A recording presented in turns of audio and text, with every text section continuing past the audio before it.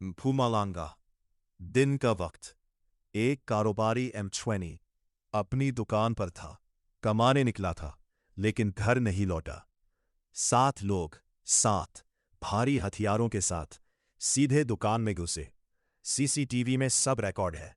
Cash मांगा, M20 ने इनकार किया और गोली मार दी। दिन दहाड़े, सबके सामने।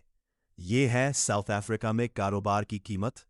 टैक्स दो, लोगों को रोजगार दो, और बदले में गोली खाओ। पुलिस कहाँ थी? 7 डाकू आराम से आए, कत्ल किया और निकल गए।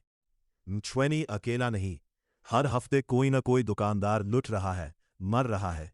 मेफेयर में, डरबन में, अब Mpumalanga में। क्या साउथ अफ्रीका में कारोबार करना मौत को दावत देना है? क्या हमारी जान की कोई कीमत नहीं? M20 के घर वाले आज जनाजा पढ़ रहे होंगे। 7 कातिल अभी आजाद घूम रहे हैं। SAPS, जाग जाओ। वीडियो शेयर करो ताकि इंसाफ मिले, वरना कल तुम्हारी बारी है।